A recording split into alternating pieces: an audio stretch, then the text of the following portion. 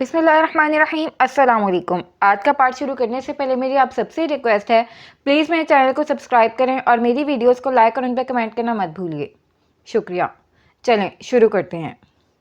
पिछले कुछ दिनों वो मसरूफ़ रही थी। उसके दिमाग में अपने ब्रेसलेट का कोई ख्याल नहीं आया था। दानिया आज कहाँ से फिर उसकी सुई अपने ब्रेसलेट पर आ टिकी थी। वापस से इसको लेने का जुनून सर चढ़कर बोलने लगा था।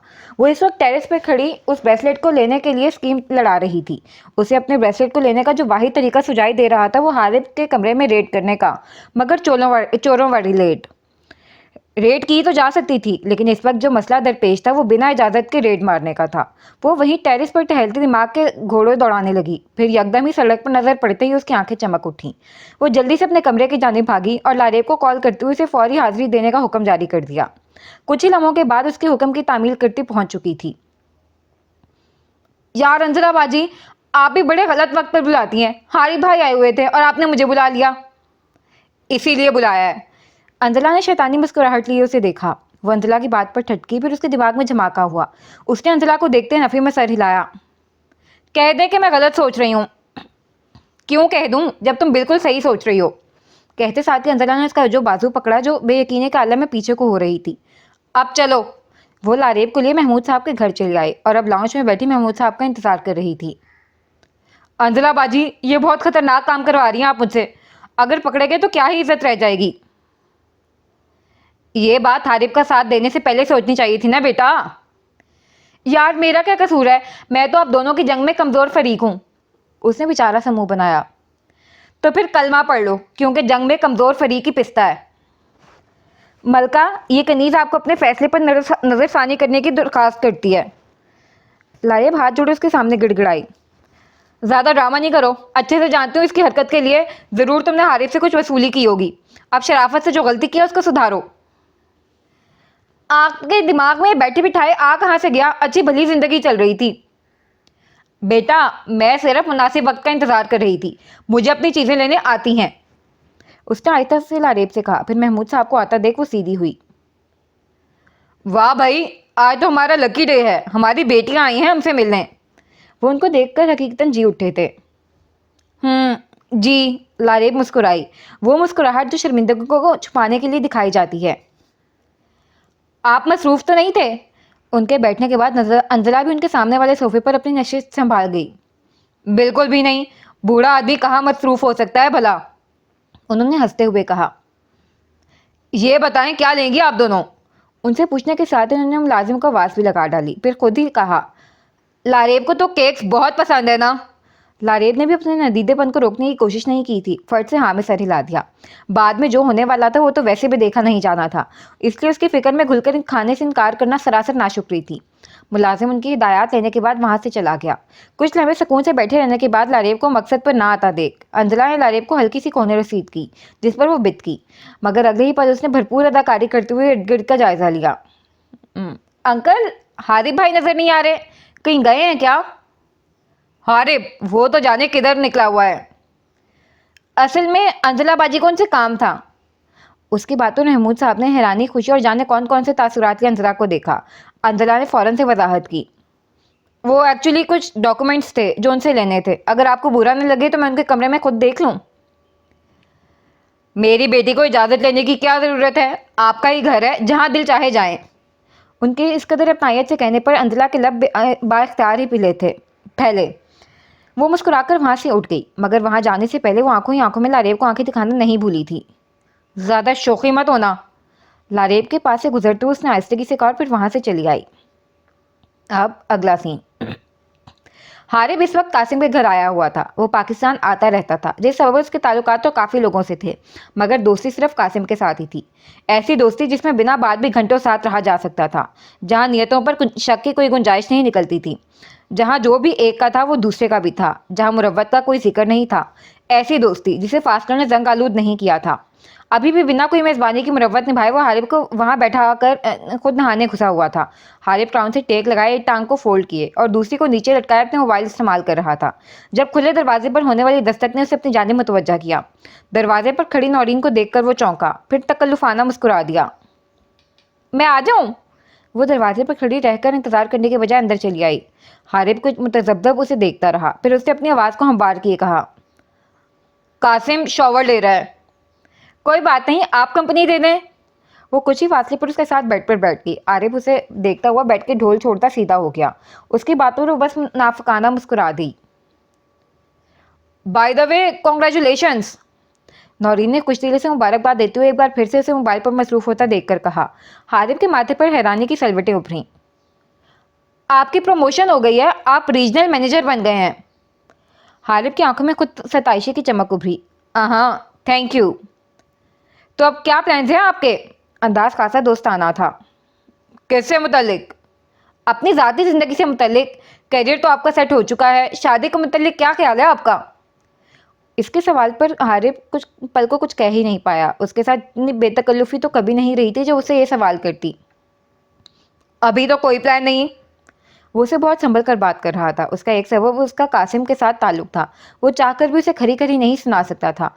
वो अंधला नहीं था जो बात मुंह पर मार देता। किसी को पसंद करते हैं? नहीं। इस मर्तबा उसने यकलफ्ज़ी जवाब देकर बातों के सिलसिले को ख़त्म करना चाहा। और अगर कोई आपको पसंद करता हो तो? नौरीन अपना हर सवाल उसकी आंखों में देखते हुए पूछ रही थी। हारिफ ने मुस्लिहतन उसकी बात को मजाक का रंग दिया। Oh, I don't consider myself that much unlucky.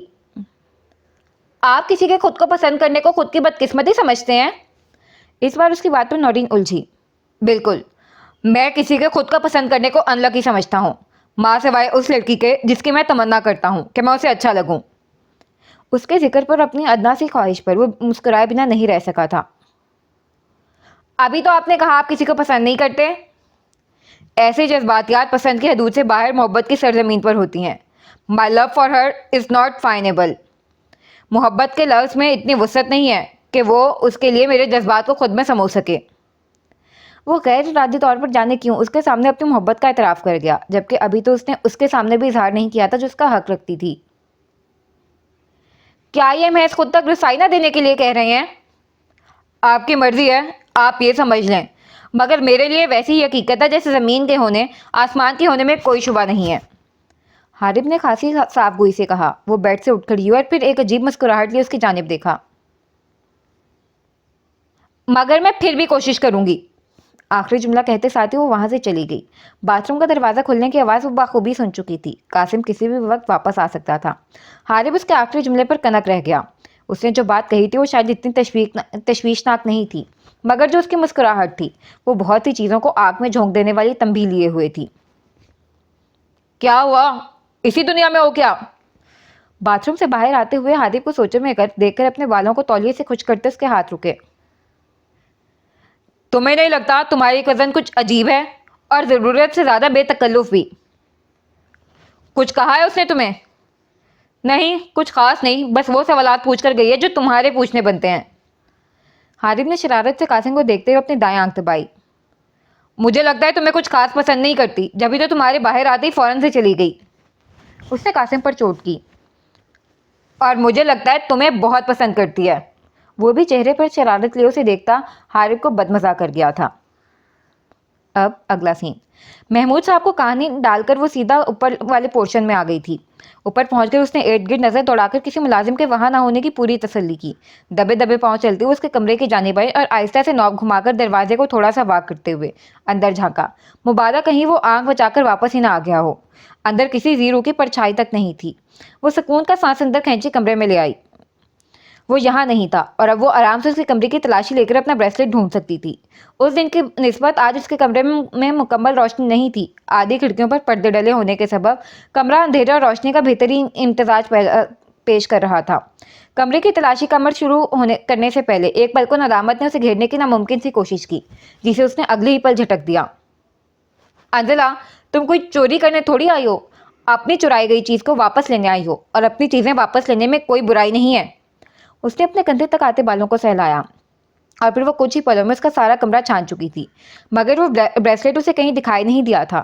हर कोना खुदरा वो छान गई थी। अब महज साइड टेबल ही बचा था जिसको उसने नज़रअंदाज किए रखा। इतनी अहम चीज़ को छुपाने के लिए यूँ सामने तो नहीं रख सकता। अब जब वो कहीं नहीं मिला था तो वो एक आखिरी आस के साथ उसकी जानिब बढ़ाई। कितना मुश्किल होता है ना, जिस चीज़ को आपने इतने सालों खुद के करीब रखा हो, जिस एहसास को आपने दिल की तह में उतारा हो, उससे दस्तबरदार हो जाना। और इस वक्त वो भी उससे दस्तबरदार होना नहीं चाहती थी। बात महज चीज़ों की, इंसानों की तो नहीं होती। बात तो उस उनसियत की होती है, उस एहसास की होती है जो हम उनकी मौजूदगी से महसूस करते हैं, और फिर यही जज्बात उन चीज़ों को मोतबर कर देते हैं। उसने बहुत आहिस्ता से दराज को खोला, मुबादा कहीं से कोई सुन ना ले। दराज खुलते ही उसे शौक लगा, ऐसा शौक जिसने चंद पल के लिए उसे हरकत करने नहीं दी थी और उसके इर्द गिर्द की हर चीज़ को साकित कर दिया था। दराज में पड़ी चीज़ों से एक ही नज़र में माजी का सफ़र करवा गई थी। वो वहीं बैठ के किनारे पर टिक गई, चंद सानियों और बेयकीनी के आलम में सामने पड़ी चीज़ों को देखती रही। इन चीज़ों को देखकर आखिर कौन सा एहसास था जिसने उसके दिल में जगह ली थी, उसे खुद भी मालूम नहीं पड़ा था। सबसे पहले तो उसकी तवज्जो जिस चीज़ ने अपनी जानिब मबजूल करवाई थी वो सबसे ऊपर पड़ा एल्बम था। अंजला ने हाथ बढ़ाकर उसे उठा लिया। उसने आहिस्ता से कुछ सोचते हुए एल्बम की ऊपरी सतह को उंगलियों से छुआ, जैसे फैसला न कर पा रही हो कि उसे देखना चाहिए या नहीं। वो एल्बम किसी स्क्रैप बुक की तरह का था, जिसका कवर वेलवेट का बना हुआ था, मैरून वेलवेट का, जिसकी सतह मखमली सा एहसास दे रही थी। बिल आखिर उसने मजबूर होकर उस एल्बम को खोल लिया। वो इस एल्बम में मौजूद तस्वीर को एक एक करके देखने लगी, और जो जो वो उन तस्वीर को देखती जा रही थी उसकी आंखों की नमी बढ़ती जा रही थी। उन सब तस्वीर पर उस दिन की तारीख के साथ साथ वक्त भी लिखा गया था, यूं कि घंटों के साथ मिनट्स और उनके साथ सेकंड्स भी तहरीर थे, और इन तस्वीर के साथ 1 से 2 लाइन्स नोट भी लिखे हुए थे। ये तस्वीर की स्क्रैप बुक उसने और हारिब ने मिलकर ही बनाई थी। नोट्स भी कुछ उसकी लिखाई में थे और कुछ हारिब की। जो चीज़ किस्मत के सबब छिन जाए उसके तलाश में कभी नहीं निकलना चाहिए। तलाश का इम्तिहान हासिल से ज़्यादा सख्त होता है, और उसे इस बात का इदराक अभी हो रहा था। वो आहिस्ता आहिस्ता एक पेज पलटकर तस्वीर को देखती माजी के ढलान पर कदम रख रही थी, और फिर अगला पेज पलटते उसका हाथ जामिद हो गया। उसके दिल की धड़कन भी एकदम ही थमी थी। इर्द गिर्द की हर चीज़ का असर ज़ायल होने लगा था। दुनिया का किसी किस्म का शोर उसके समातों तक रसाई हासिल नहीं कर पा रहा था। उसकी नज़रें वहां दर्ज तारीख और उसके साथ लिखे गए नोट पर ठहर गई थीं। A click that never made me sleep। अंजला ने एक झटके से एल्बम को बंद करते हुए वापस रख दिया। उसे अपने दिल की धड़कन कानों में महसूस होने लगी थी। कुछ पल वो वहीं बैठे अपने फूले हुए तनफ्फुस को हमवार पर लाने की कोशिश करती रही, और फिर उसने हाथ बढ़ाकर दराज में पड़े योजो उठा लिए। वो उन दोनों योजो को देखते ही पहचान गई। वो इन दोनों के बचपन की हसीन निशानी थी। उसने अभी तक टूटे हुए योजो को वैसे ही संभाल कर रखा हुआ था। उसे पहली बार अंदाज़ा हुआ था टूटी हुई चीज़ों की भी इतनी अहमियत हो सकती है। दराज में और भी बहुत चीज़ें थीं जो माजी में उन दोनों की दोस्ती की शाहिद थीं, जो हाल में उसकी वफा की गवाह थीं। उसमें अब एक बार फिर से माजी की राह पर कदम धरने की हिम्मत नहीं थी। एक साथ जाने कितने लोगों के माजी की रुदात वो अपने अंदर समोए हुए थी। आंसुओं ने जाने कब से उससे बगावत किए बहना शुरू कर दिया। उसने बेदर्दी से अपने दाएं हाथ की पश्च से आंसू पोंछते हुए अपने चेहरे को साफ किया, मगर अगले ही लम्हे वो दोबारा से भीग गया। बावजूद इसके कि जज्बात पर काबू रखना उसके इख्तियार में नहीं था, उसे फिर भी अपनी इस कदर जज्बातियत पर बेपनाह गुस्सा आया। वो क्यों यहाँ चली आई थी? उसे यहाँ आना ही नहीं चाहिए था। क्या था? एक ब्रेसलेट ही जो था। जब देने वाले से कोई ताल्लुक नहीं रखना, फिर उन चीज़ों से दिल लगाने का क्या जवाब बनता है? वो खुद को मलामत करने लगी। दिल यकदम किसी की मोहब्बत से खौफजदा हो बैठा था। वो वहाँ से भागना चाहती थी। वो हर हकीकत से दूर भागना चाहती थी। वो अपने दिल से भी दूर भाग जाना चाहती थी। वो वहाँ से यकदम उठ खड़ी हुई, उल्टे पांव भागी, और फिर अगले ही पल उसने किसी से टकराते हुए अपने कदम पीछे को लिए। अंजला ने भीगी पलकों से सर उठाकर उसकी जानिब देखा। वो इस वक्त दुनिया का आखिरी शख्स भी नहीं था जिसकी आमद की वो इस वक्त ख्वाहिश करती।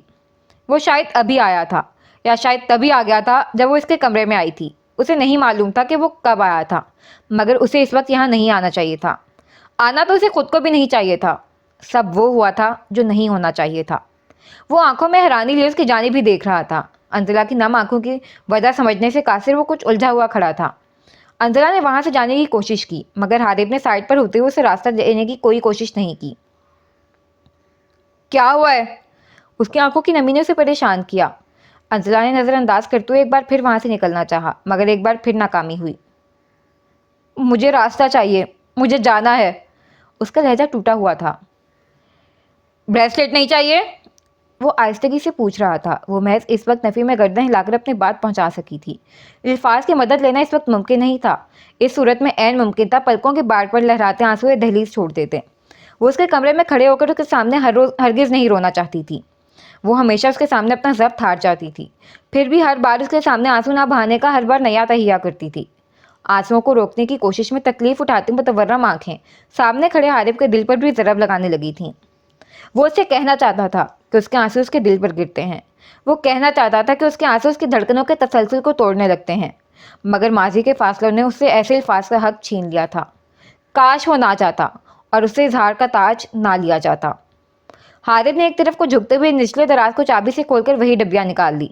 वो यूं झुका था कि अंजला के भागने का रास्ता भी बंद हो गया था।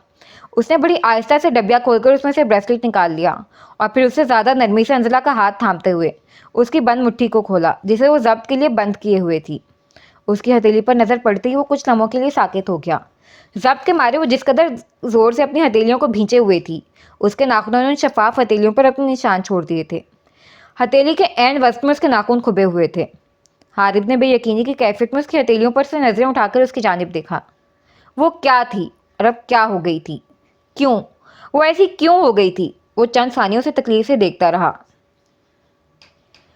तुम खुद के साथ इतनी अजियत पसंद क्यों हो गई हो? वो हारे हुए लहजे में तकलीफ से बोल उठा था। अंजला की पलकों की बाढ़ से यके बाद दीगरे कितने ही आंसू छलकते गए। वो यूं जामिद खड़ी थी कि बर्फ का पुतला खड़ा हो, बेहिसो हरकत। उसने अपनी हथेली को भी वापस नहीं खींचा था। तकलीफ की शिद्दत से हारिद के गले की गिल्टी उभरी थी। उसने अपने सामने फैली हथेली पर वो ब्रेसलेट रख दिया। अंजला ने अपना चेहरा झुकाते हुए जब्त करना चाहा तो उसकी सिसकी उभरी। अंजला! हारिद ने हाथ बढ़ाकर अंगूठे की नरमी से उसकी आंख को साफ किया। ये ब्रेसलेट इतना कीमती भी नहीं कि तुम इसके लिए यूं आंसू बहाओ।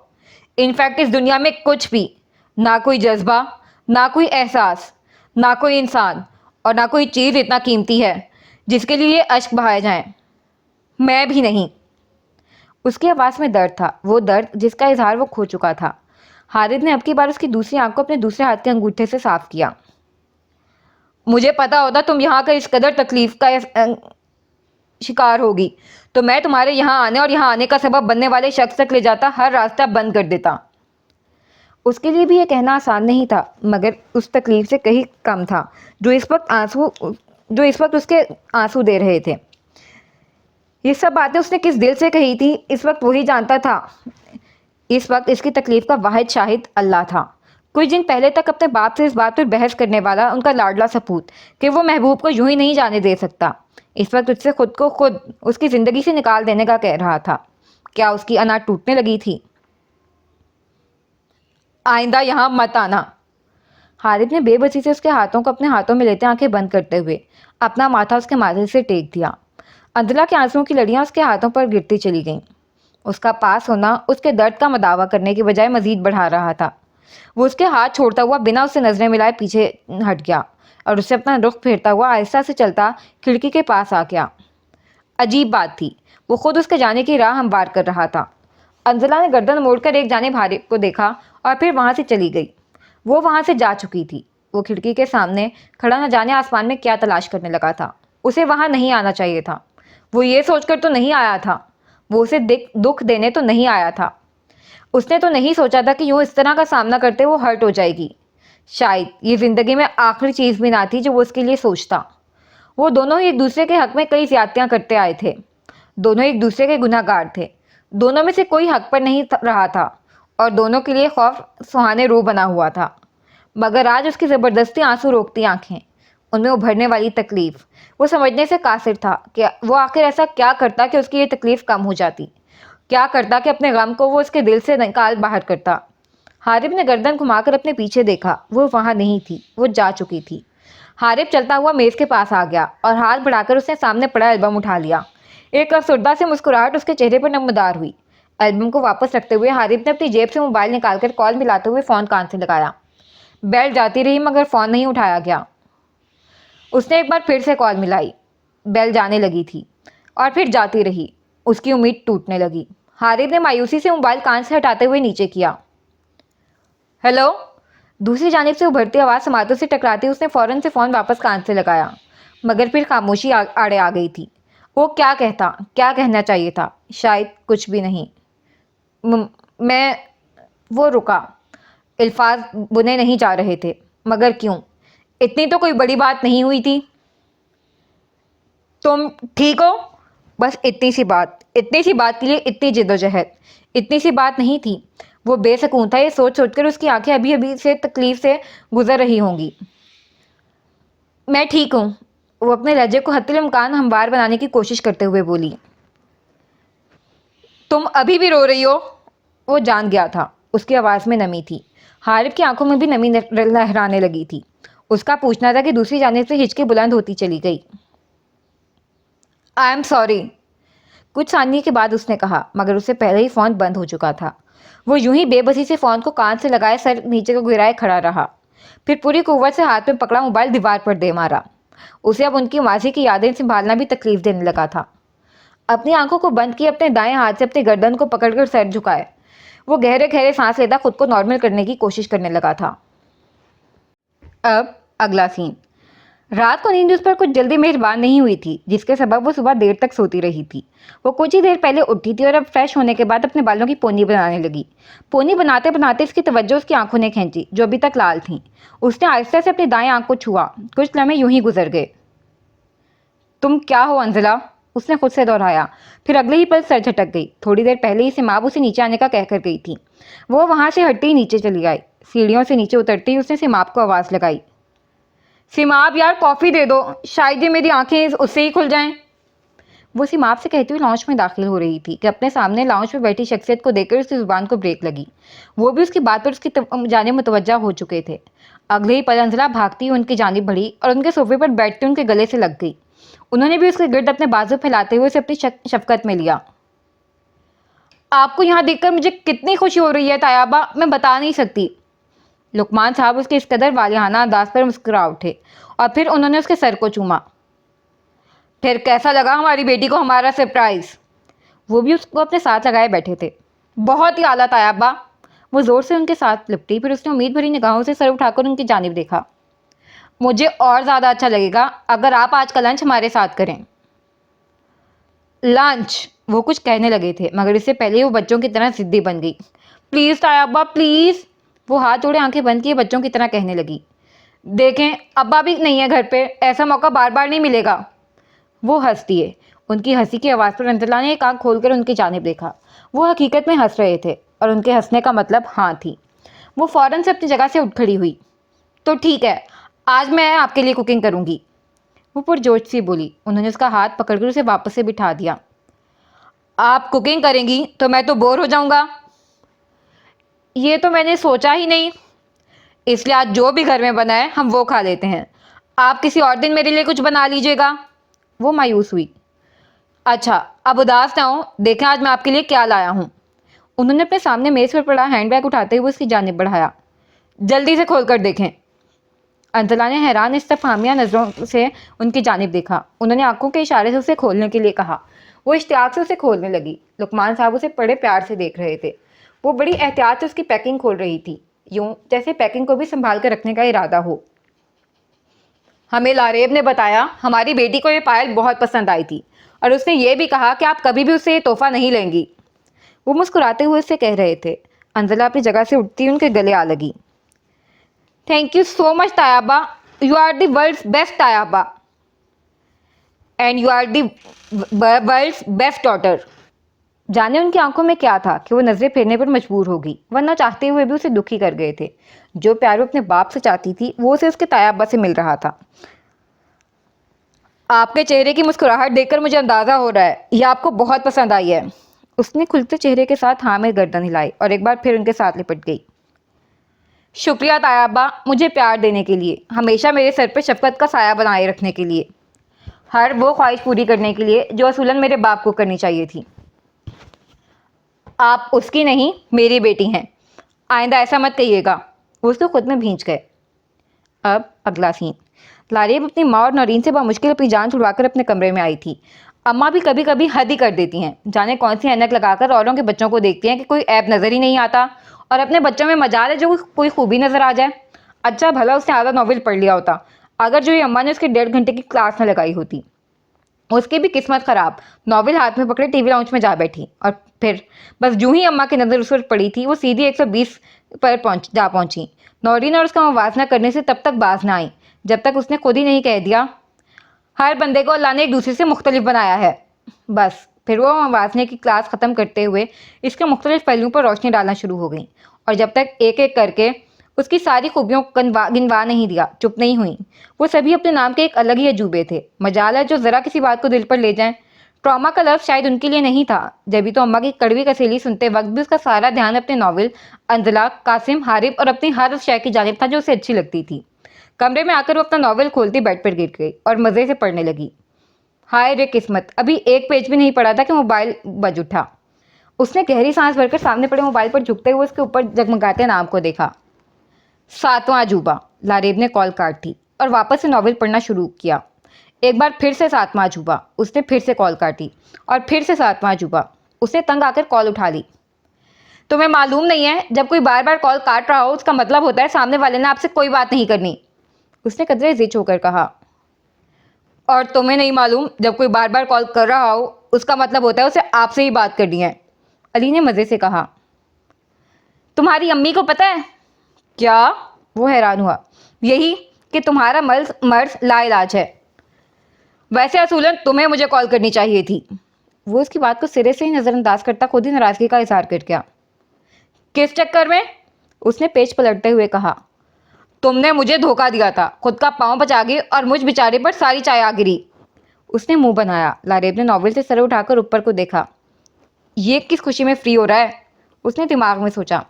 मुंह धो रखो, अब तुम्हारे खुद के रिफ्लेक्सेस खराब है, इसमें मेरा क्या कसूर? वो दोबारा से सामने रखे नॉवल पर झुक गई। अच्छा चलो, अब कॉल मत करना, मुझे नॉवल पढ़ना है। तुम सच में नॉवल पढ़ती हो? अली को शक हुआ। वो सामने नॉवल पर लाइन पढ़ती पढ़ती रुकी। तुम्हें क्या मसला है? ज़्यादा बू बनने की कोशिश मत करो। अस्तगफिरुल्लाह, मैं क्यों अपने सर ये बला लेने लगा? वो उसको नज़रअंदाज करती वापस से अपने नॉवल में गुम हुई। अच्छा सुनो, उसने कहा। अल्हम्दुलिल्लाह मेरी अम्मा हयात हैं। अली ने माहौल बनाना शुरू किया। अल्लाह उन्हें सेहत दे। लारेब को उनका शफकत भरा अंदाज याद आया तो मुस्कुरा दी। वो ऑर्फनेज चलाती हैं। अल्लाह बरकत दे। वो नॉवल में गुम हुई। मैं एक ही हूँ, उसने मज़ीद पेशकदमी की। अल्लाह तुम्हें और बहन भाई दे। उसने नॉवल पढ़ते हुए उसे उल्टे पाँव भगाया था। बहन माफ़ी रखो, वो तिनक कर बोला। दूसरी जानिब उसके मुंह से खुद के लिए बहन का लफ्ज़ सुनकर उसके दिल को तसल्ली हुई और वो हंसती चली गई। जी ठीक है भाईजान, उसने सुकून से कहा और फ़ोन बंद कर दिया और दूसरी जानिब वो सुलग कर रह गया। अंजला ने कमरे में आकर सबसे पहला काम उस पायल को पहनने का किया था। चंद एक तस्वीर लेने के बाद उसने पायल को उतार कर वापस रख दिया। हैंडबैग अलमारी में रखने के बाद वो बेड पर आकर लेट गई और साइड में से मोबाइल उठाते हुए उसने वो सभी तस्वीर लारेब को भेजी। पाँव जलाते हुए कोई चीज़ उसके पाँव से मिस हुई थी। उसने लेटे लेटे ही गर्दन को उठाया अपने पाँव के पास देखा। वहाँ एक छोटा सा कार्ड रखा हुआ था। वैसे ही लेटे हुए उसने अपने पाँव की उंगली में उस कार्ड को फंसाया और फिर अपने पाँव को पास करते हुए उसकी उंगलियों में से कार्ड को निकाल लिया। यूँ काहिली के सभी रिकॉर्ड उसके नाम हुए थे। अंजना ने ताज्जुब से उस कार्ड को खोला था। फिर उसके सामने लगी सतर पर उसके नकूश तन गए। Don't let the darkness to spoil your charm. उसने सिरेलब कार्ड पर लिखी लाइन को दोहराया। एक बार फिर मादी की किसी अच्छी याद ने दस्तक दी थी। कार्ड को मुट्ठी में दबाए उसने अपनी साइड मेज पर पड़ा मोबाइल उठाया और फ़ौरन से लारेब को कॉल मिलाई। वो भी शायद उसकी कॉल का ही इंतज़ार कर रही थी, इसलिए दूसरी बेल पर ही फ़ोन उठा लिया। लारेब, तुम्हें ये पायल किसने दी है? उसने सख्ती से पूछा। एक सेकंड, बल्कि मुझे पूछना चाहिए, तुमने मेरे लिए इस पायल को खरीदने के लिए किससे भीख मांगी है? ये अंजला की बात नहीं थी जो बुरी लगने वाली थी।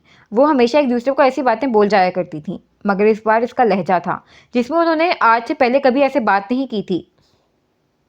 क्या मतलब किसने दी है? आपको पसंद आया था तो मैंने बाबा से कहा आपको गिफ्ट कर दें। वो भी सहूलत से जवाब दे रही थी।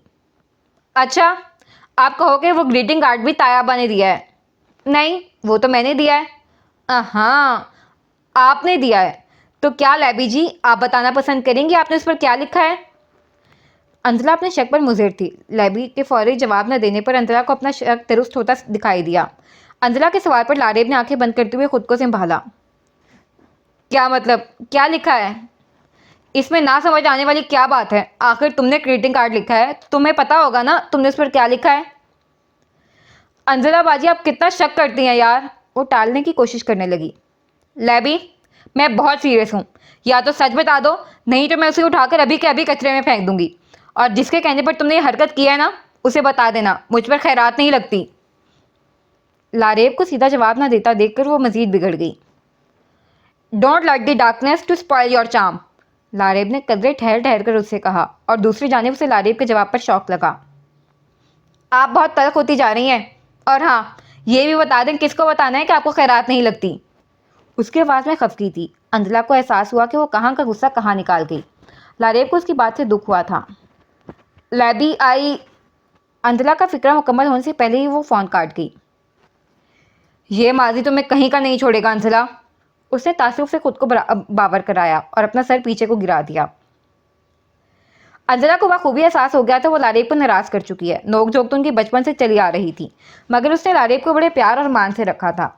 वो लारेब से अपनी किताबें ख़राब किए जाने पर 1000 दफ़ा झगड़ती, मगर वो अब ये नॉवेल्स भी सिर्फ उसी के लिए खरीदती थी।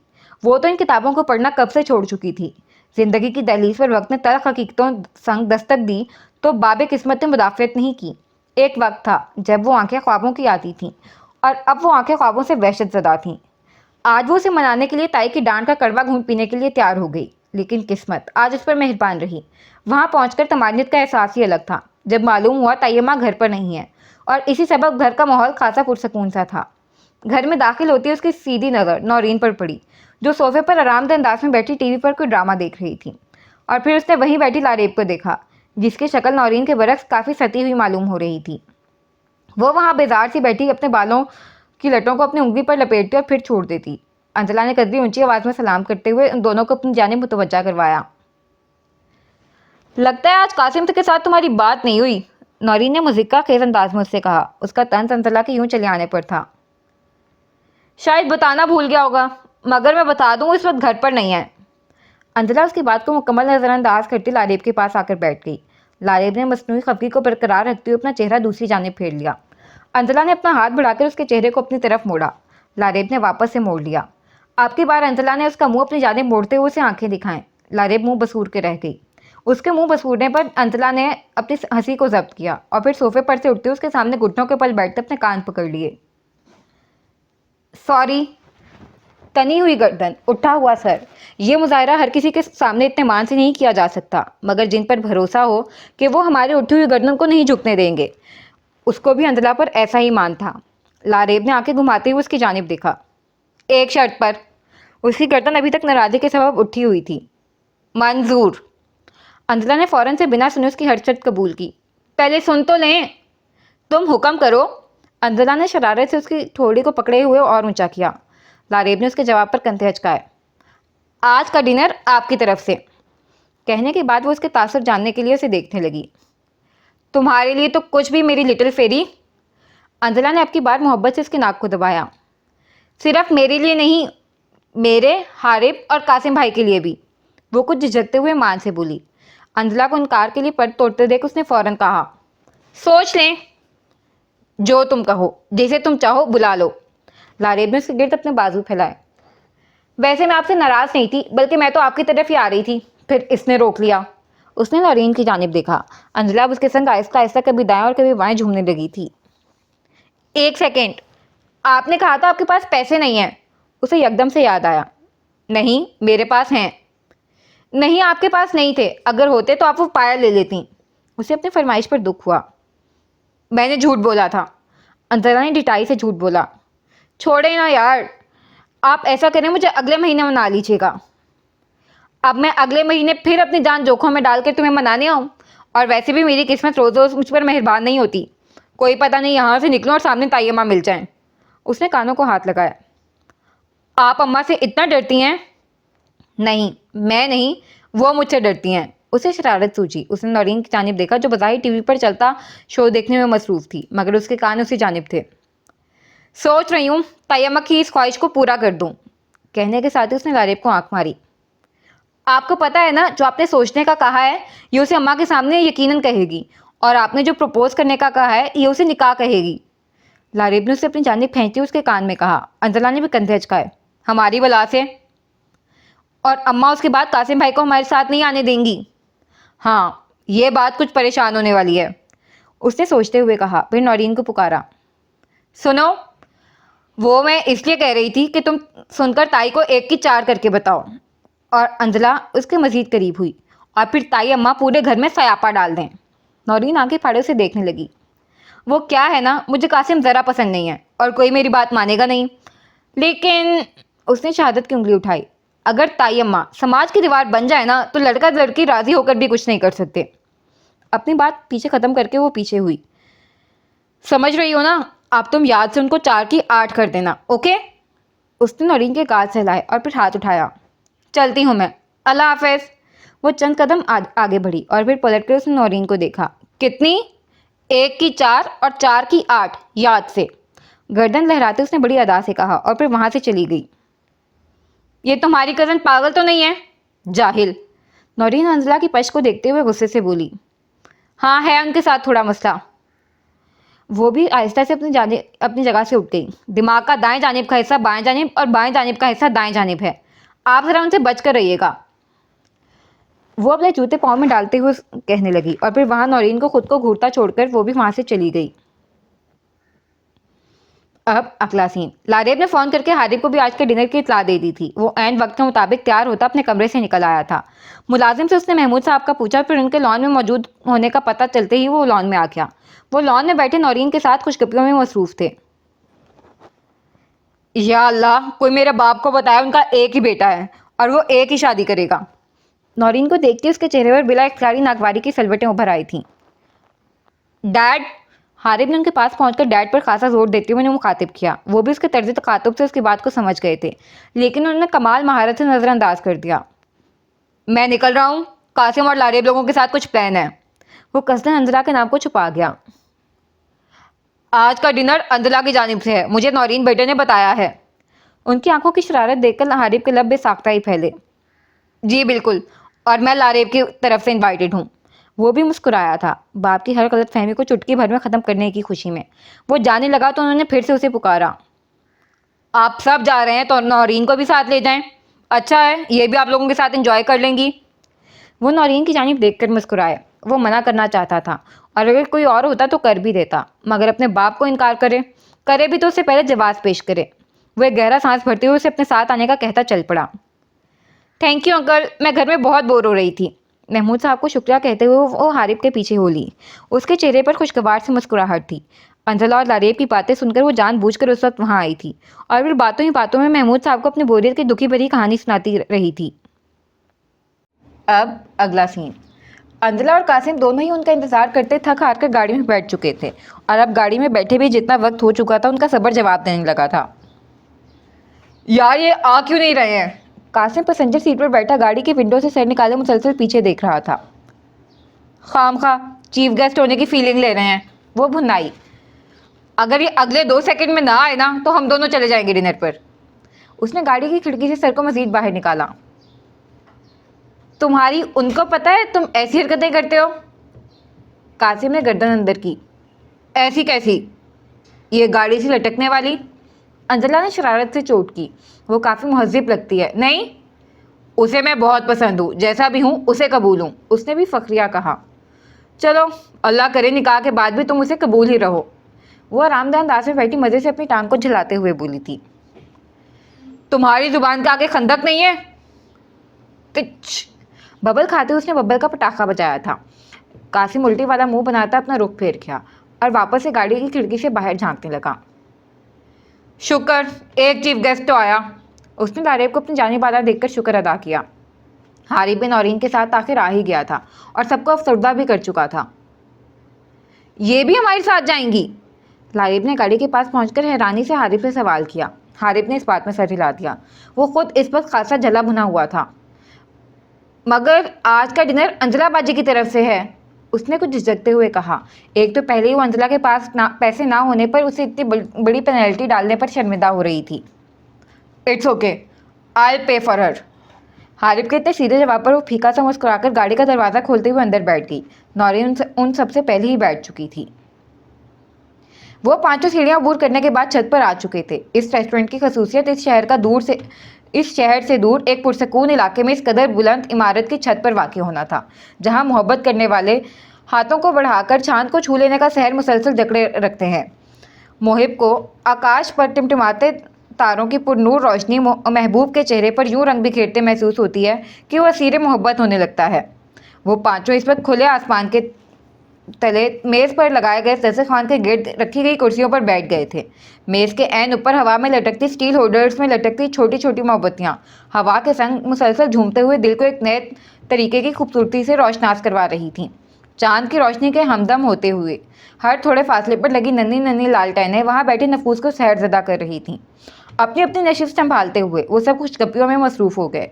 कुछ ही लम्हों बाद वेटर ने विंटेज पेपर पर दर्ज शुदा मेन्यू उनकी जानिब बढ़ाया था और फिर मुअद्दबाना अंदाज में खड़ा उनके ऑर्डर देने का इंतज़ार करने लगा।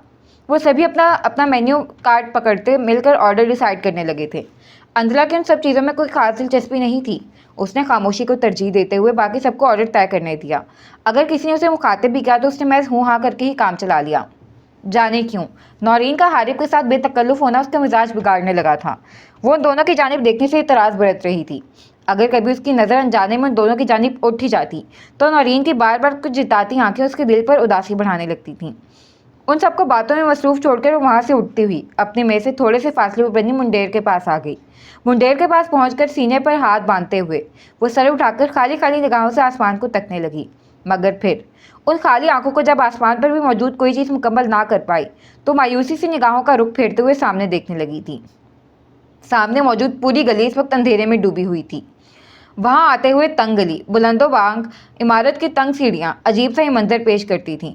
लेकिन आने वाला जैसे ही छत पर पहला कदम धरता था उसके सभी एहसासात, सभी खौफ कहीं जा सोते थे। इस जगह से मुतलिक आने वाले का हर गुमान मंजिल पर पहुंचते ही सफ़र की तारीकी को पसे पश डालकर कलट ठहर जाता। वहाँ नस्ब तहाशा कमकें चौदहवीं के चांद को भी शर्माने पर मजबूर करने लगती। वो यूं ही मुंडेर पर हाथ रखे सामने देखती जाने क्या तलाश कर रही थी जब हारिब भी आहिस्ता से आकर उसके पास खड़ा हो गया। बिना उसे कुछ कहे वो भी मुंडेर पर अपने बाजू रखकर कदरे आगे को झुकता सामने देखने लगा। इसी लम्हे बादलों की ओर से निकलकर चांद ने शरारत करते हुए अपनी चांदनी से उन दोनों के चेहरों को रोशन किया। जब भी बातें सबाद ने भी दोनों के वजूद में सरायत करते हुए खुशगवार एहसास बख्श दिया। उसे उससे कुछ भी नहीं कहना था, ना ही कोई बात थी जो इस वक्त इस लम्हे करनी ज़रूरी थी। फिर भी वो यूं अपनी जगह से उठता हुआ उसके पास क्यों चला आया था? कुछ सवाल बिना जवाब के ही खूबसूरत लगते हैं। शायद ये सवाल उन्हीं में से एक था। उसे उसके पास रहना क्यों अच्छा लगता था? ये सवाल बिना जवाब था और यही उसकी खूबसूरती थी। सवालात को जवाब मिल जाएं तो उनका हासिल तलाश के शौक़ को मार देता है, प्यास को बुझा देता है। उसके पास उसका कोई जवाब पेश करने की कोई तरजीह नहीं थी। बस दूर बैठे हुए खूबसूरती और मासूमियत के मुजस्मे को देखकर उसके दिल ने ख्वाहिश की थी उसके संग खड़े होने की। सो वो चला आया था बिना कुछ सोचे, बिना कुछ समझने की तगोदो किए। अंजला की बसारत के किनारे पर उसकी मुस्कुराहट की शुआ ने आंखों को खैरा किया। वो कन अखियों से उसे मुस्कुराता देखकर हैरान हुई थी। वो क्यों मुस्कुरा रहा था वो समझ नहीं पाई। शायद कोई ख्याल था या कोई तमन्ना जो लबों पर मुस्कान की सूरत फैल गई थी। वो सामने देखते हुए मुस्कुरा रहा था जहाँ कुछ भी नहीं था माँ सिवाय थोड़ी सी दूर बनी तारीखी मस्जिद में लगे छोटे टिमटिमाते बल्बों के, जो रोशनी को बनाए रखने की कोशिश में जुटे हुए थे। वो दोनों एक दूसरे से हम कलाम हुए बिना एक दूसरे के साथ मंजर बनने लगे थे, ख्वाहिशों की पजल को तरतीब देने लगे थे। तल्ख हकीकतों से दूर वो कुछ लम्हों के लिए ही सी खुशगुमानी की वादी में एक से एहसासात जीने लगे थे। जज्बात के फसूने उनके चारों इतराफ कौसे खजा के रंग बिखेरते वहाँ तारीकी में डूबे मंजर को भी दिलकश बना दिया था। अंजला के चेहरे पर भी मुस्कान ने अपना खैमा आबाद कर लिया। हारिब ने एक पल को सामने से निगाहों का रुख फेरते पल के पल उसे देखा। उसकी मुस्कुराहट पर दिल खिल उठा। वो इन लम्हों में भी कुछ और जीना चाहते थे जब यकदम ही दिलकश नज़ारा अगले ही पल बेरंग हो गया, यूं जैसे रंगीन सुनहरी में से किसी ने रंग खींच लिए हों, जैसे हसरत की बू ने गहरे सुर्ख गुलाब को काला कर दिया हो।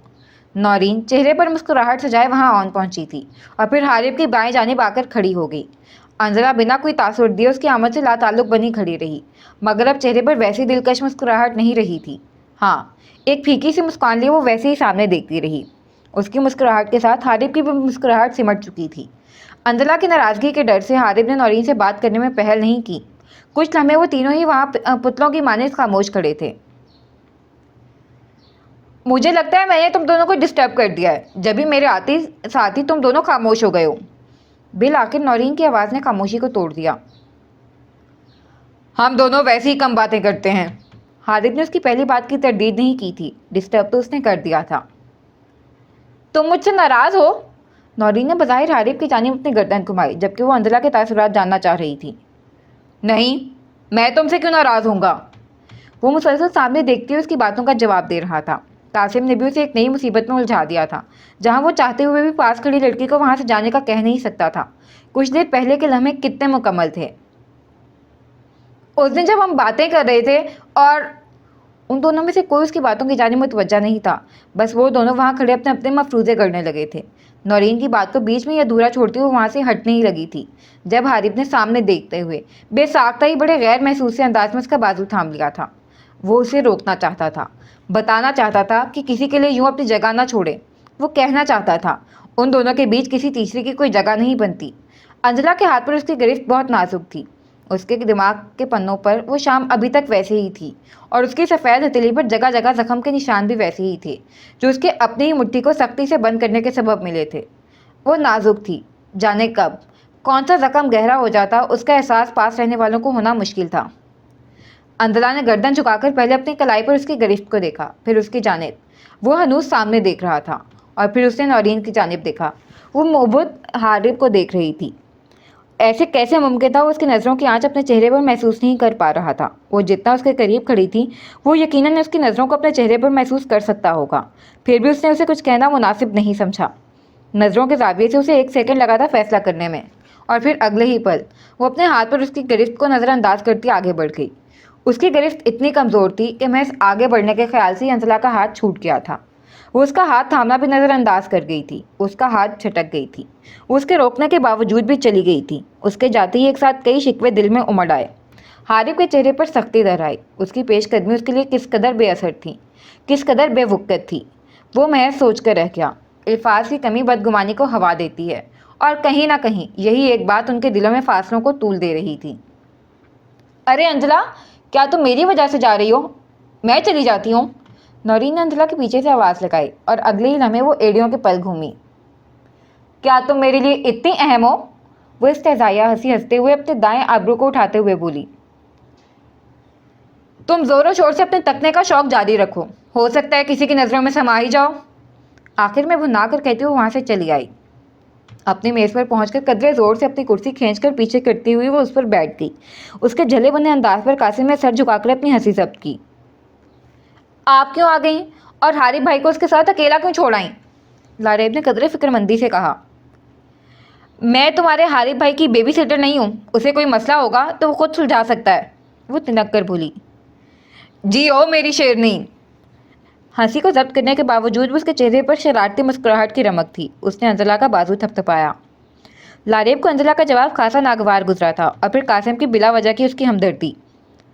भाई, ये आपकी इन्हीं हरकतों ने इनको सच में शेरनी बना दिया है, और जिस दिन इस शेरनी ने आप पर धाड़ा है ना, तो लग पता जाएगा। अब तो आप मज़े ले रहे हैं। लारिब ने तंबीह की, जिसे वो हवा में उड़ा गया, और वहाँ वो हारिब भाई को ले उड़ेंगी।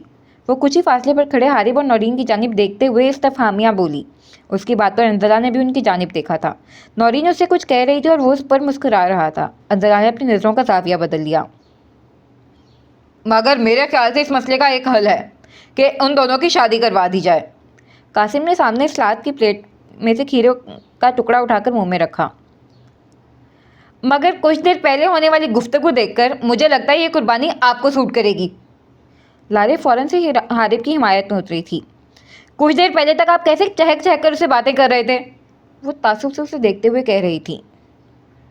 तुम तो एक्सट्रीमिस्ट हो भाई, या तो कोई पसंद आता है या नहीं, बीच का कोई लेवल ही नहीं है तुम्हारा। या अल्लाह, भले कासिम भाई से उसकी शादी हो जाए, मगर हारिब भाई से ना हो, या अल्लाह जी प्लीज़।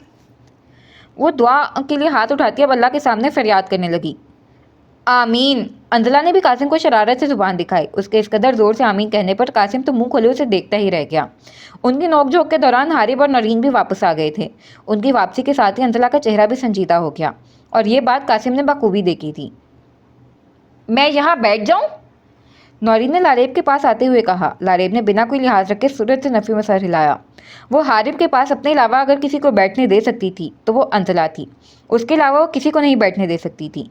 नौरीन मुंह बनाती वापस से अपनी पहली वाली नशिस्त संभाल गई। इसी अवस्था में वेटर उन्हें खाना सर्व कर चुका था। तुम्हारे और हारिब के बीच कुछ चल रहा है?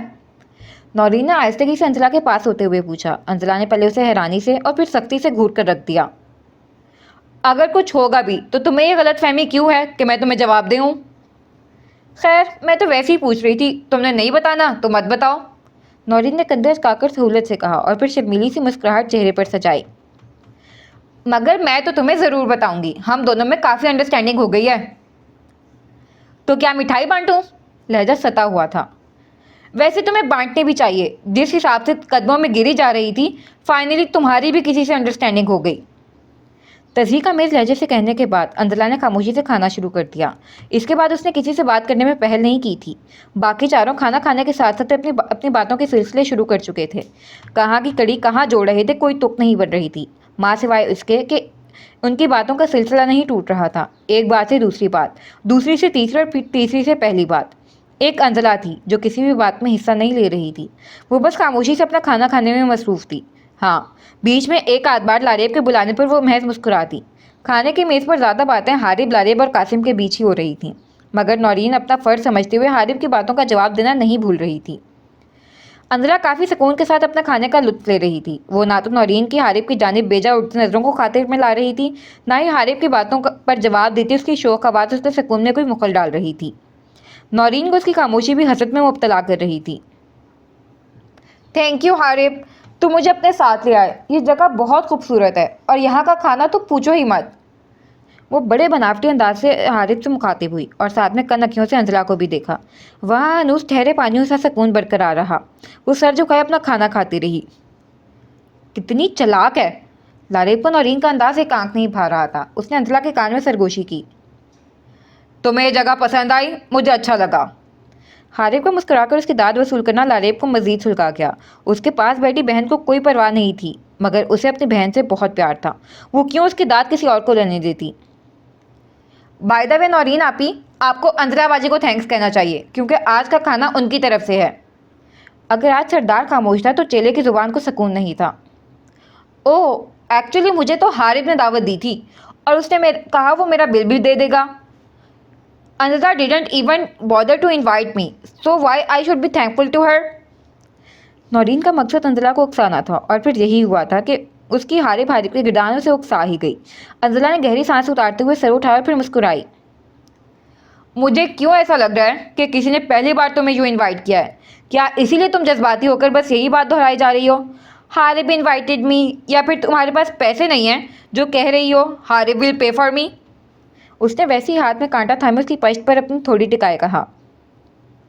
यही समझ लो कि इतने प्यार से किसी ने पहली बार इनवाइट किया है। नौरीन के प्यार को लंबा करने पर एक पल को तीनों की आंखें बाहर आई थीं। अगर ऐसी ही हरकतें करती रहोगी तो और भी बहुत से लोग इससे भी ज़्यादा प्यार से इनवाइट करेंगे। वो तहम्मुल से बोलती लारेब के सिवा हर बंदे को शौक लगा गई। लारेब तो अपनी बहन की ज़ुबान दराजी पर फ़ख्र से जी ही उठी थी। सामने बैठे कासिम ने नज़रों से उसे खामोश रहने की दरख्वास्त की। वो कंधे अचका गई। अंजला, नौरीन के बोलने से पहले ही हारिब ने उसे टोक दिया। लहजा सख्ती के बजाय इल्तिजा से भरपूर था। फिर भी अंजला को सुलगा गया। एक तो वो उसे साथ ले आया था, फिर उसका I will pay for her कहना नौरीन को उसके सिर पर नाचने का मौका दे रहा था। वो वापस अपने खाने की जानिब मुतवज्जे हो गई। मैं अंजला के बिहाफ पर तुमसे सॉरी करता हूँ, उसका वो मतलब नहीं था। हारिब ने माजरत की। सॉरी, आप मेरे स्पोक्स पर्सन नहीं हैं। वो बिना किसी लिहाज के बोलते हारिब को भी साथ में रगड़ गई। एक तो वो उसे यहाँ ले आया था और फिर उसके लिए पे भी करने वाला था, और अब उसके साथ बातें करने के बाद उससे माजरत भी कर रहा था। हारिब ने एक लंबी सांस खींचकर मेज़ पर रखते हुए अपने दाएं हाथ की हथेली को बंद करते हुए जब्त किया। Okay, I am sorry Naureen कि मैं तुम्हें यहाँ लेकर आया। मुझे तुम्हें यूँ किसी की दावत पर नहीं लाना चाहिए था, ख़ासकर वहाँ जहाँ मैं खुद भी डायरेक्टली इन्वाइटेड नहीं था। मुझे तुम्हें खुद से कहीं और लेकर जाना चाहिए था। मैं तुम्हें यहाँ लाया था और तुम्हारी इज्जत की हिफाजत करना भी मेरी जिम्मेदारी थी। अगर तुम कहो आप कहीं और भी चल सकते हैं। उसने बड़ा ठहर ठहर कर नौरीन से कहा। अंजला ने ना खाने से अपना हाथ रोका था और ना सर उठाकर देखा था। मेज़ के नीचे से वो सलसल टांग खिलाती अपना खाना खाती रही। कैसी बातें कर रहे हो यार? कज़न्स में ऐसी लड़ाइयाँ होती रहती हैं, इतनी सी बात के लिए डिनर क्यों छोड़ना? और वैसे भी नौरीन और अंजला का तो मजाक चलता रहता है। नौरीन के कुछ भी कहने से पहले कासिम ने मुदाखलत करते हुए मामले को ठंडा करने की कोशिश की। कासिम ठीक कह रहा है, मैं और अंजला मजाक करते रहते हैं। नौरीन ने मुस्कुराकर कहते हुए एक बार फिर से गेंद को अपने हाथ में लिया। नहीं, हमारा ऐसा कोई मजाक नहीं है। आप बिल्कुल ठीक कह रहे हैं। आपको अपनी इन अनइनवाइटेड अनडिज़ायर्ड गेस्ट को यहाँ लेकर नहीं आना चाहिए था, बल्कि वहाँ लेकर जाना चाहिए था जहाँ सिर्फ ये और आप होते। यूँ ना आपका मज़ा ख़राब होता ना हमारा। उसके गले में खराश पड़ने लगी थी। बामुश्किल अपनी बात मुकम्मल करने के बाद अंजला ने सामने से गिलास उठाकर पानी का घूंट भरा। जो बात तीर की सीध से मारी थी उसे फिर से शुरू किया। और शायद इससे आपके इस दोस्त को कुछ अफाका भी हो जाता। आखिरी बार स्पार्ट नज़र नौरीन पर डालकर बिना वहाँ बैठे नफूस की नज़रों को खातिर में लाए उसने हाथ का इशारा करते हुए वेटर को बुलाया और फिर सॉफ्ट ड्रिंक लाने का कहते हुए एक बार फिर से अपना खाना शुरू कर गई। उसके लहजे, उसकी बातों और फिर धूल चिटाते नज़रअंदाज करती उसकी शख्सियत ने माहौल में कशीदगी बढ़ा दी थी। उसे रत्ती भर भी परवाह नहीं थी कौन उसे किन नज़रों से देख रहा था। वो इतना शौक से तैयार होकर आई थी, उसकी पसंद के ऐन मुताबिक एस्थेटिक लुक देता ये रेस्टोरेंट। उसने बहुत दिल से लारेब के लिए इस जगह का इंतखाब किया था। वो इन सबके साथ तफरी करने आई थी, मगर हारिब ने नौरीन को अपने साथ लाकर सब कुछ बर्बाद कर दिया था। उसके गले की खराश अब मजीद जोर पकड़ने लगी थी। उसने आहिस्ता से अपना हाथ अपने गले पर फेरते हुए उसे सहलाया। Okay fine. हारिब ने उसकी बातों के एहतजाज में कदरे जोर से अपना नैपकिन मेज़ पर फेंका। थैंक यू, आपने हमारी वजह से इतना वक्त बर्बाद किया। चलो नौरीन। वो कहने के साथ ही अपनी जगह से उठ गया। अब तो हो गया। अंजला ने भी उसी सहूलत से जवाब दिया। गला बंधने लगा था, मगर वो अंजला ही क्या जो जुबान बंद कर ले। अंजला। कासिम ने उसकी जानिब देखते हुए उसे खामोश रहने का इशारा किया, जिसे उसने जूते की नोक पर भी रखना गवारा नहीं किया था। यार क्या बेवकूफ़ी है, तुम दोनों में से कोई मामला फहम नहीं हो सकता। उन दोनों की बहस ने कासिम को झुंझुला दिया था। मामला फहम होने में और बेइज्जत होने में फ़र्क होता है माय डियर। हारिब ने भुनाकर उसकी तस्दीक की, और जिस पर अंजला ने अपनी बात से मोहर जब्त करनी लाजमी समझी थी। एग्जैक्टली। वो भी खाना खाते हुए जवाब देने से पीछे नहीं रही थी। हारिब बिना उसकी जानिब देखे आगे बढ़ गया। अगर देख लेता तो यूँ आसानी से आगे ना बढ़ पाता। नौरीन भी उसके पीछे हो ली थी। वो इतनी देर से सारी बहस में अपने गले को अजियत में मुब्तला करती, अपने गले की खराश को नज़रअंदाज किए अपने खांसी के दौरे को रोके हुए थी। उसने खुद के साथ जो हरकत की थी वो उन दोनों के सामने उसकी जाहिर करके अपना मजाक नहीं बनवा सकती थी। उसके गले की खराश अब कांटों से साबित होने लगी थी। तकलीफ के सबब उसकी आंखें पानी से भरने लगी थीं। वो हरगिज़ नौरीन और हारिब के सामने कमज़ोर नहीं पड़ना चाहती थी। अब वो दोनों जा चुके थे। सांस बंद होने की तकलीफ के साथ अब उसके चले जाने की तकलीफ भी दिल को जकड़ने लगी थी। सांस लेने की कोशिश में हलकान होती वो आहिस्ता आहिस्ता खांसने लगी। सीने पर भी दबाव बढ़ने लगा। उसने दाएं हाथ से अपना सीना मसलना शुरू कर दिया। शायद कुछ अफाका हो जाए, शायद बंद होती सांस कुछ बेहतर हो। अंजला यार। कासिम ने अफसोस से हारिब को जाते हुए देखा। प्लीज़ भाई। लारेब ने उसे टोका। अंजला बाजी ठीक कह रही हैं। और लारेब की बात बीच में ही रह गई जब उसने अंजला को अपनी कुर्सी से एक जानिब को झुकते हुए अपने सीने को मलते देखा। वो एक हाथ से मेज़ का किनारा थामे और दूसरा अपने सीने पर रखे सांस को कदरे ज़ोर से खींच लेने की तगोदो करने लगी थी। उसे यूँ देखकर कासिम के चेहरे का रंग उड़ा था। फक होते चेहरे के साथ वो अपनी नशिश छोड़ता उसकी जानिब लिपका। अंजला खांसते हुए दोहरी होती चली जा रही थी। बाजी ठीक। लारीब उसकी हालत देखकर घबरा गई। उसके साथ वाली नशिस्त पर बैठी वो बेरबत जुमलों में बोल रही थी। खौफ ने उसे अपनी जगह से उठने ही नहीं दिया। कासिम घुटनों के बल उसके सामने आ बैठा था। अंजला, अंजला क्या हुआ है? वो उसके बाजुओं से पकड़े हुए उससे पूछ रहा था, मगर अंजला वो अपनी सांसों के तसलसल को बरकरार रखने की कोशिशों में जुटी हुई थी। कासिम अपने सामने मेज़ पर पड़ी बोतल को उठाते हुए अंजला के मुंह की जानिब की उसे पानी पिलाने की कोशिश कर रहा था, मगर उसे सांसों के उखड़ जाने का इस कदर खौफ था कि वो मुसलसल उसका हाथ झटक रही थी। वो तने नकोशले वहाँ से उठ आया था। उसे अंजला से इस रवैये की उम्मीद हरगिज़ नहीं थी, और उसकी इन सारी बातों से कहीं ज़्यादा उसके हाथ उड़ाकर चले जाने की ने उसे तकलीफ़ पहुँचाई थी। वो तने नकोशले वहाँ से नौरीन को अपने साथ लिए उठाया था। ऊपरी मंजिल पर छत से अंदरूनी हिस्से में दाखिल होकर वो सीढ़ियों पर पाँव धरने को था जब जाने क्या दिल में समाई थी। शायद किसी खौफ ने दस्तक दी थी, या शायद उसे वहाँ यूँ छोड़ आने की तकलीफ़ थी जो दिल में कसक बनकर उठ रही थी। वो वहीं सीढ़ियों के सिरे पर रुक गया, और फिर लाख इनकार पर भी अना को झटकते हुए वो आखिरी निगाह डालने का तहिया किए पलटा था, और फिर अगले ही पल उसे अपना दिल रुकता हुआ महसूस हुआ। रेस्टोरेंट कोई बहुत बड़ा नहीं था, इसी सबब उसे अंजला को देखने में, उसकी हालत को समझने में कोई दिक्कत नहीं हुई थी। वो ज़मीन की जानिब दोहरी होती सीने को मसलते अपने कदमों में बैठे कासिम के पानी वाले हाथ को मसलकर झटक रही थी। उसे सांस लेने में दुश्वारी हो रही थी। उसके सारे गुस्से, सारी नाराज़गी, सारी बेइज्जती वाले मंजर धुंधला गए थे। अगर कुछ वाज़ेह हुआ था तो उसका सांस लेने की कोशिश करता वजूद। वो वहीं से बिना इर्द-गिर्द देखे उसकी जानिब भागा, बिना किसी चीज़ की परवाह किए। कासिम उसकी जानिब पानी बढ़ा रहा था, जिसे वो बार बार झटक रही थी। तकलीफ़ बढ़ रही थी, मगर उस एक तकलीफ़ में कहीं और गम कहीं जा सोए थे। गालों पर मुसलसल आंसुओं की लड़ियाँ टूट कर गिर रही थीं। वो भागता हुआ उसके पास पहुंचा था, और कासिम के हाथ से पानी की बोतल को पकड़ते हुए उसने कासिम को पीछे धकेला, और फिर अंजला के सामने घुटनों के बल बैठते उसने अंजला को बिना कोई मौका दिए उसके मुंह को कदरे ज़ोर से दबोच कर खोलते हुए उसके लबों को पानी की बोतल लगा दी। ये वक्त नरमी का नहीं था, उसे उसकी जान अजीज थी।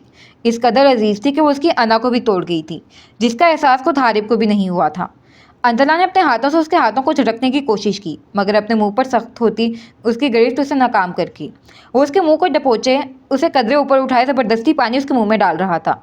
अंजला की खुद अजियती की अक्सी करती आंखें उसकी आंखों से टकराईं। वो जब्त करता अपने जबड़े भींचता नज़रों का इर्तकास तोड़ गया। उसकी आंखों में तहरीर तकलीफ को देखना किसी सूरत उसके बस की बात नहीं थी। आंखों से बहते आंसुओं ने और बोतल से छिलकते पानी ने उसे भिगो कर रख दिया। उसे हलक तक होते ही कुछ अफाका महसूस होने लगा। पानी की बोतल खाली होते ही हारिब ने उसका मुंह अपनी गिरफ्त से आज़ाद कर दिया और अपना हाथ वापस खींच लिया। वो अभी आगे को झुकी बहते हुए आंसुओं के साथ अपनी सांसें हमवार करने की कोशिश कर रही थी। पानी, और पानी मंगवाओ, हारिब ने पास खड़े कासिम से कहा और हाथ में पकड़ी बोतल को जैसे ही मेज़ पर रखने लगा, उसकी नज़र सामने पड़ी अंजला की प्लेट पर पड़ी। उसकी आंखें बाहर आईं। शिट, अंजला! हारिब ने प्लेट पर से नजरें हटाकर बेयकीनी से सर झुकाए बैठी अंजला को देखा। वो एक बार फिर गहरे गहरे सांस लेने लगी थी। उसके गले में सरसराहट बढ़ती जा रही थी। उसे 1 सेकंड से भी कम वक्त लगा था सारा मामला को समझने में। अंजला को जल्द फ्रेजी से एलर्जी थी और वो बाकायदा शकम सेर होकर उसे नोश फरमा चुकी थी। एक बार फिर उसकी खांसी जोर पकड़ने लगी थी, लेकिन पानी मुंह को लगाने के लिए वो अभी तक तैयार नहीं थी। उसने एक बार फिर ज़बरदस्ती पानी की बोतल उसके मुंह को लगाई। तकलीफ के बायस आंसू किसी आबशार की तरह बह रहे थे। औंधी हुई वो अभी तक सीना मल रही थी। इसे एलर्जी है, मैं इसे हॉस्पिटल लेकर जा रहा हूँ, तुम इन लोगों को लेकर घर चले जाओ। कहने के साथ ही हारिब ने अंजला को बाजुओं से पकड़कर उसे खड़ा किया। मैं ले जाता हूँ। कासिम ने आगे बढ़कर अंजला का हाथ थामना चाहा। नहीं, उसने दो टोक मना कर दिया। उसकी तकलीफ का सबब वो था तो फिर मदावा भी उसे ही करना था। एक हाथ में पानी की बोतल और दूसरे हाथ में उसका हाथ थामे वो आगे बढ़ रहा था। वो जाने कितनी ही बार लड़खड़ाई थी, कितनी ही बार वो झुककर सांस लेने की कोशिश में रुकी थी। फासला बढ़ गया था, रफ्तार कम हो गई थी। उसके कपड़े कहीं कहीं से भीग चुके थे। हलक में उतरने से ज़्यादा पानी उसके कपड़ों पर गिर रहा था। पानी पीने के साथ साथ आंसू भी बह रहे थे। एक साथ उसने पानी की बोतल आधी कर दी। अंजला ने बोतल को अपने हाथ पर पकड़ने की कोशिश की तो हारिब ने बोतल छोड़ दी। उसे अब एहसास हो चुका था कि उस वक्त उसके लिए पानी क्या अहमियत रखता था। वो जैसे ही पानी की बोतल लबों से दूर करती, गला फिर से बंद होने लगता। उसकी आंखों में खौफ के साए वाजे होने लगे थे। वो सीढ़ियों के पास पहुंचकर फिर से रुक गई। सांस फिर से उखड़ने लगी थी। सांस लेने की जिद्दोजहद उसके बावजूद की तवानाई खासा हिस्सा खा चुकी थी। उसके जिस्म में लर्जिश वाजे हो रही थी। वो एक बार फिर से हिम्मत जुटाकर हारिब का हाथ थामे चल दी। चंद जीने उतरकर उसकी हिम्मत एक बार फिर जवाब देने लगी। अभी उसे 3 फ्लोर नीचे जाना था। अगले ही पल हारिब ने आगे बढ़कर उसका वजन अपने बाजुओं पर लिया था। उसे इस वक्त किसी भी चीज़ की परवाह नहीं थी। कोई उसे किन नज़रों से देख रहा था, ये बहुत बात की बातें थीं।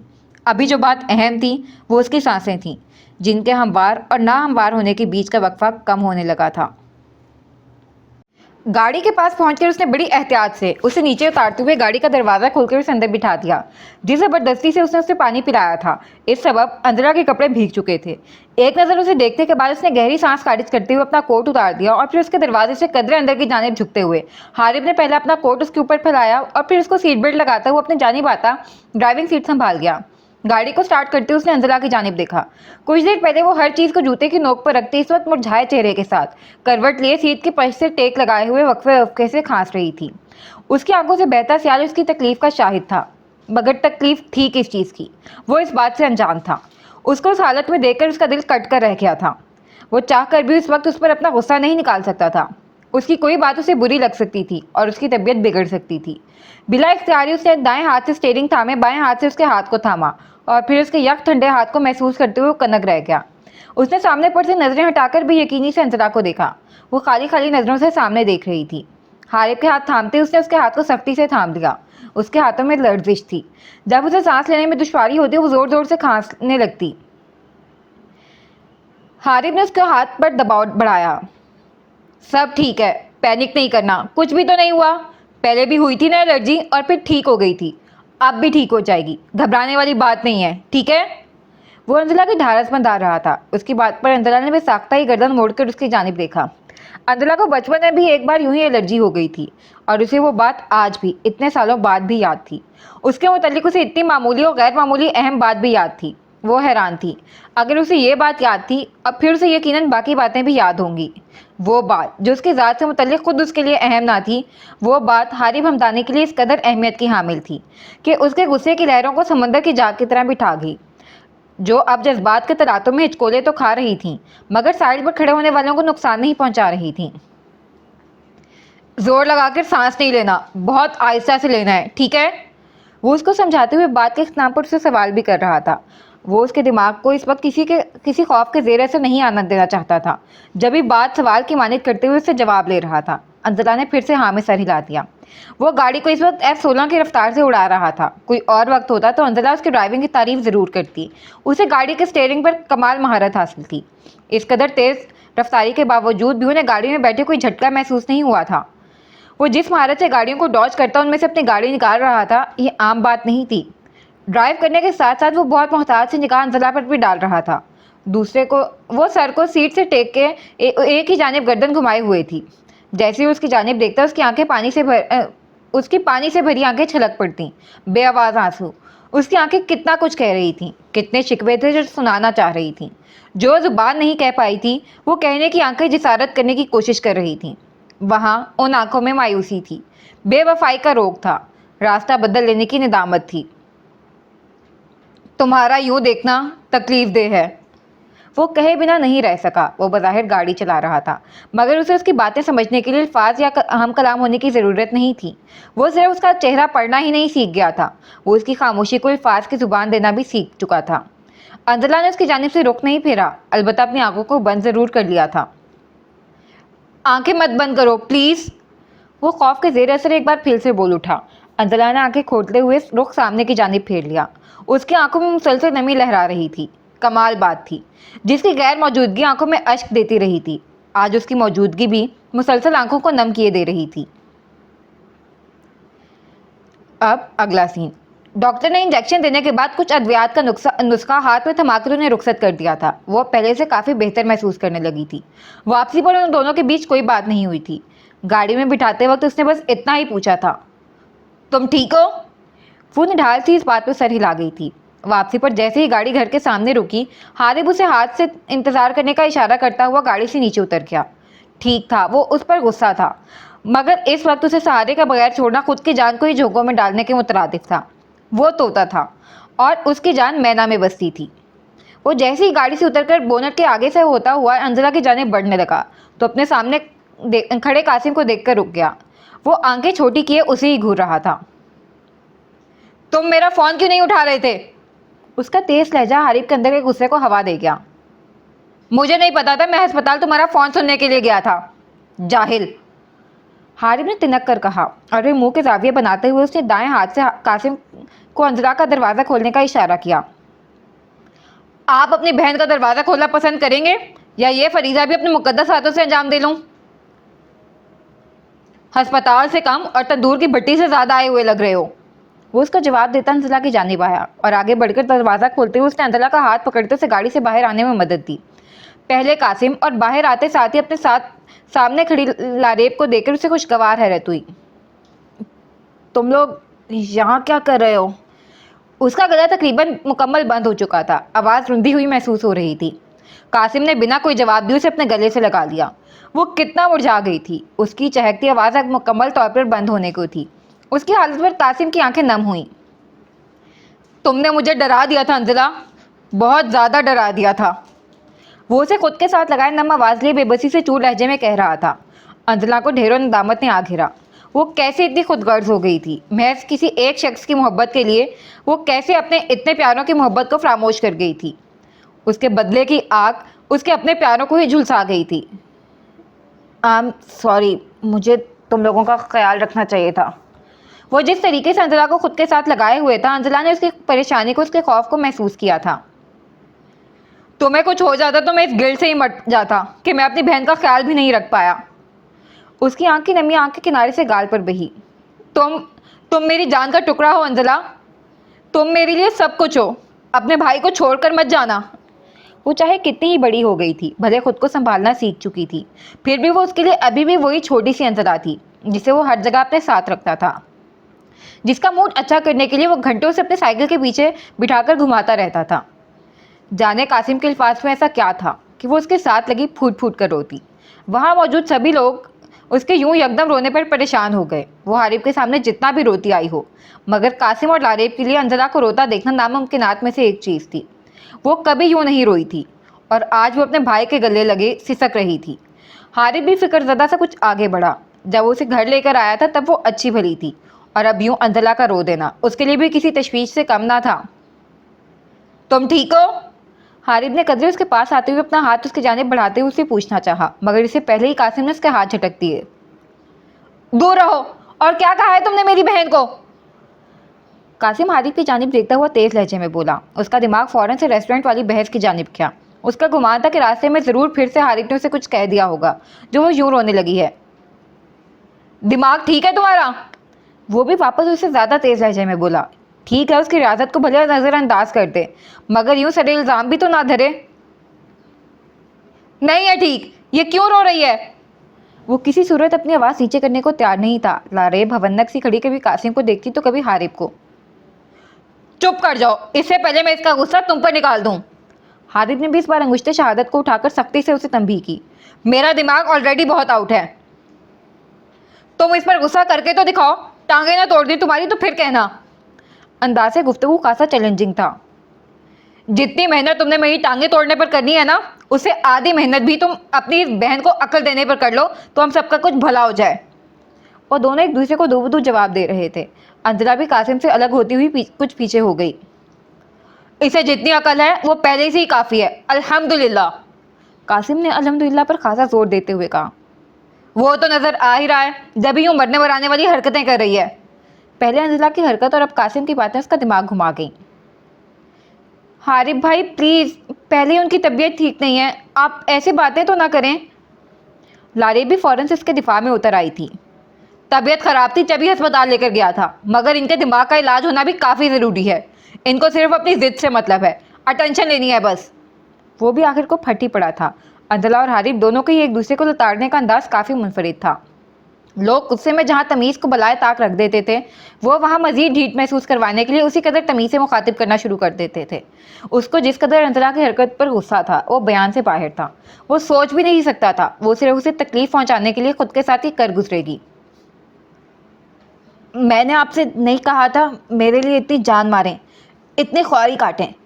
अगर आपको मेरे मुतल्लिक इतना ही इल्म है तो वहाँ मरने के लिए छोड़ देते ना, कम से कम इस एहसान से तो बेहतर ही होता। उसकी आवाज़ ना होने के बराबर थी, फिर भी ज़ुबान किसी सूरत अपने जोहर दिखाने से बाज नहीं आ रही थी। तेज़ तेज़ बोलने के सबब एक बार फिर उसकी सांस उखड़ने लगी। वो वहाँ उसके सामने एक बार फिर अपनी बिगड़ती हालत की मशहूरी करवाकर मज़ीद बातें नहीं सुनना चाहती थी। अंजला को अंदर की जानिब बढ़ता देखकर लारे फ़ौरन से उसके पीछे लिपकी और उसका हाथ थामते हुए उसके साथ अंदर की जानिब बढ़ गई। तुम दफ़ा ही हो जाओ इस वक्त।